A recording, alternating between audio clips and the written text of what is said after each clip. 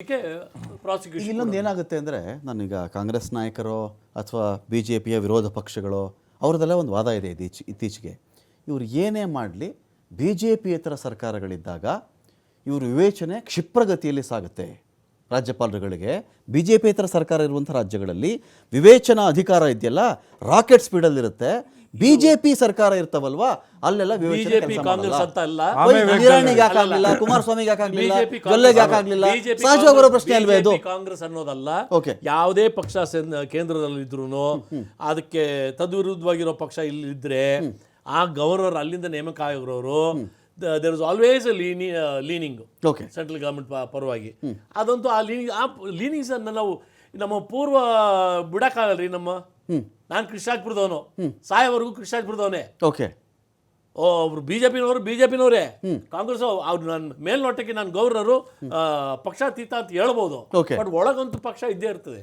So ಆ ಬಯಸ್ ಇದ್ದೇ ಇರ್ತದೆ, ನೋ ಡೌಟ್ ಅಬೌಟ್ ಇಟ್. ನೀವು ಮೆರಿಟ್ ಆಫ್ ದಿ ಕೇಸ್ ಕೇಳ್ತಾ ಇರೋದು? ನಾನು ಮೆರಿಟ್ ಆಫ್ ದಿ ಕೇಸ್ ಅಲ್ಲಿ ಕೇಳ್ತಾ ಅವರು ನಿರಾಣಿದು ಕೊಡಬೇಡಿ ಅಂತ ನೀವೇನು ಹೇಳ್ತಾ ಇಲ್ಲ. ಈಗ ಇವ್ರಿಗೆ ಕೇಳಿ, ನಾನು 1.5 ಗಂಟೆ ಅಲ್ಲಿ ಕೂತ್ಕೊಂಡು ನಾನು 19ನೇ ತಾರೀಕು ಕೇಳ್ತೀನಿ ರೀ, ಐ ಸೆಂಟ್ ರಿಕ್ವೆಸ್ಟ್, ನನಗೆ ಶನಿವಾರ ಕೊಡಿ ಇಲ್ಲ ಸೋಮವಾರ ಕೊಡಿ ಅಂತ. 19ನೇ ತಾರೀಕು ಕೊಡಲ್ಲ ನನಗೆ ಅಪಾಯಿಂಟ್ಮೆಂಟ್ ಸಿಗೋದೇ 26ನೇ ತಾರೀಕು ಸಿಗ್ತದೆ. 11 ಗಂಟೆ ಕೊಡ್ತಾರೆ. ನಿಮ್ಮ ಮಾಧ್ಯಮದವರೆಲ್ಲ ಬಂದಿದ್ರು, ಒಂದು ಅರ್ಧ ಗಂಟೆ ಕಾದ್ರು ಹೋದ್ರು. ನನಗೆ 1.5 hours ಅವ್ರು ಕುಂತ್ಕೊಂಡು ಕೇಳೋದು. ಇವತ್ತು ಅಲ್ಲಿ ಯಾರೋ ಒಬ್ರು ವಾದ ಮಾಡೋ ಕೇಳೋರು 1.5 hours ಗೌರವ್ ಕೊಡ್ತಾರೆ. ಯಾರು ಕೊಡ್ತಾರ್ರಿ? ನೀವು ಸ್ಟಾರ್ಟ್ ಮಾಡಿದಾಗ ನಿಮ್ಮ ಆರ್ಗ್ಯುಮೆಂಟು ಚೆನ್ನಾಗಿದ್ರೆ ಫ್ಲೋ ಜಡ್ಜ್ ಕುಂತ್ಕೊಂಡು ಕೇಳ್ತಾರೆ. ದಿಕ್ ಮೆಟೀರಿಯಲ್ ಇರಬೇಕು, ಸ್ಟಫ್ ಇರಬೇಕು ಕೇಳೋದಕ್ಕೆ. ಕೇಳಿ ಈಗ ನೀವು ಅಲ್ಲಲ್ಲ ಸೂರ್ಯ ಅವರೇ ಒಂದು ಕೇಳಿ, ನಾನು ಇದರಲ್ಲಿ ಡೈರೆಕ್ಟ್ ಆಗಿ ಪ್ರಾಸಿಕ್ಯೂಷನ್ಗೆ ಪರ್ಮಿಷನ್ ಕೇಳಿದೆ. ಅಲ್ಲಿ ಏನಾಯ್ತು ಅಂತ ಹೇಳಿದ್ರೆ, ತನಿಖಾಧಿಕಾರಿಗಳು ಲೆಟರ್ ಕಳಿಸವ್ರೆ. ಅದು ಕರೆಕ್ಟ್ ಆಗಿ ಬಂದಿದೆ, ಕ್ರಮಬದ್ಧವಾಗಿದೆ. ಅಲ್ಲಿ ಡಾಕ್ಯುಮೆಂಟ್ ಕಳಿಸ್ಬಿಟ್ಟು ನೀವು ಓದ್ರಿ ಅಂತ ಹೇಳಿರೋದು, ನಮಗೆ ಅವಕಾಶ ಕೊಡಿ ಅಂತ. ಇಲ್ಲಿ ಡಾಕ್ಯುಮೆಂಟ್ ಕೊಟ್ಬಿಟ್ಟು ನಮ್ಮ ಅಲ್ಲಿ ಗೇಟಲ್ಲಿ ಯಾರಾದ್ರು ಸೀಲ್ ಹಾಕೊಂಡು ಹೋಗ್ತಾರಲ್ಲ, ಹಂಗ್ ಮಾಡಿಲ್ಲ. ಐ ವೇಟೆಡ್ 26 ಕಾದ್ಕೊಂಡು 1.5 hours ಕುಲ್ಲಂ ಕುಶವಾಗಿ ಹೇಳಿದ್ಮೇಲೆ ನನಗೆ ಒಂದೇ ಪ್ರಶ್ನೆ ಕೇಳಿದ್ರು, ಈಗ ಅದು ಸ್ಟೇಜ್ ಇದೆಯಾ, ನಾನು ಇದಕ್ಕೆ ಪ್ರಾಸಿಕ್ಯೂಷನ್ ಕೊಡ್ಬೋದಾ ಅಂತ. ಯಾಕಂತೇಳಿದ್ರೆ 17A ಅಲ್ಲಿ ಆ ಅಡಿಯಲ್ಲಿ the police officer can seek the permission. Otherwise ನನಗೆ 19 ಸ್ಟೇಜ್ ಬರೋವರೆಗೂ ಇವರಿಗೆ ಕೇಳಿ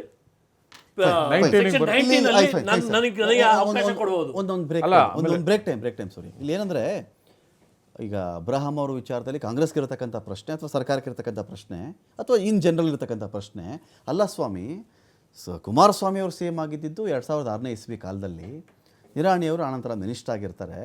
ಜೊತೆಗೆ ಇದು ಈಗ ಅಬ್ರಹಾಂ ಅಂದರೆ ಒಬ್ಬರು ದೂರುದಾರ ಇಲ್ಲ ಅಷ್ಟೇ, ಯಾವುದೇ ಅಥಾರಿಟಿ ಅಲ್ಲ ಅಬ್ರಹಾಂ ಅವರು. ಅಬ್ರಹಾಂ ಅವರು ಒಂದು ದೂರು ತಂದ ತಕ್ಷಣ ನೀವು 1.5 ಗಂಟೆ ಕೂತ್ಕೊಂಡು ಹೇಳಿ ಅಬ್ರಹಾಂ, ಅದು ಚೆನ್ನಾಗಿದೆಯಾ ಇದು ಚೆನ್ನಾಗಿದೆಯಾ ಅಂತ ಕೇಳಿಸಿಕೊಂಡಂಥ ರಾಜ್ಯಪಾಲರಿಗೆ ಒಂದು ತನಿಖಾ ಸಂಸ್ಥೆಗಳು, ಅಧಿಕಾರಯುತ ತನಿಖಾ ಸಂಸ್ಥೆಗಳು ಸವಿಸ್ತಾರವಾಗಿ ವರ್ಷಗಟ್ಟಲೆ ತನಿಖೆಯನ್ನು ಮಾಡಿ ಆ ರಿಪೋರ್ಟ್ ಕೊಟ್ಟು, ಸ್ವಾಮಿ ಕುಮಾರಸ್ವಾಮಿ ಅವರನ್ನು ವಿಚಾರಣೆ ಕೊಟ್ಟುಬಿಡಿ, ನಮಗೆ ಇಷ್ಟಿಷ್ಟೆಲ್ಲ ಅವ್ರ ವಿರುದ್ಧವಾಗಿ ನಮ್ಮದು ಆರೋಪಗಳಿವೆ, ನಾನು ಕೇಳಬೇಕು ಅಂತ ಕೇಳಿದಾಗ ಯಾಕೆ ಕೊಡಲಿಲ್ಲ ಅಂತ. ಮೋರೋವರ್ ಅಬ್ರಹಾಂ ಅವರೇ ಒಂದು ಪ್ರಕರಣದಲ್ಲಿ ದೂರುದಾರರು, 2 ಪ್ರಕರಣದಲ್ಲಿ. ಅಬ್ರಹಾಂ ಅವ್ರಿಗೆ ಸಿದ್ದರಾಮಯ್ಯ ಅವರ ಬಗ್ಗೆ ಇದ್ದಂತಹ ಕಾಳಜಿ ಈ ದೂರಿನ ವಿಚಾರದಲ್ಲಿ ಬೇರೆ ಪ್ರಕರಣಗಳು ಇರಲಿಲ್ಲವೇ? ಆಯ್ತಪ್ಪ, ಅಬ್ರಹಾಂ ಅವರೇ ಕಂಪ್ಲೇಂಟ್ ಕೊಟ್ಟಿದ್ರು, ಅವರು ದೂರು ಕೊಟ್ಟರು, ತನಿಖೆನೂ ಮಾಡಿದ ಮೇಲೆ ಅಬ್ರಹಾಂ ಅವರು ಲಾಜಿಕಲ್ ಎಂಡಿಗೆ ಯಾಕಪ್ಪ ತಗೊಂಡೋಗ್ಲಿಲ್ಲ ಅದನ್ನ? ಅದ್ ಬಿಟ್ಬಿಟ್ರ ಹಿಟ್ ಅಂಡ್ ರನ್ ಅದು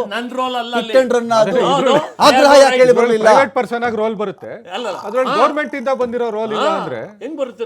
ನೀವು ಅದನ್ನ ಯಾರನ್ನೂ ಕೇಳಿ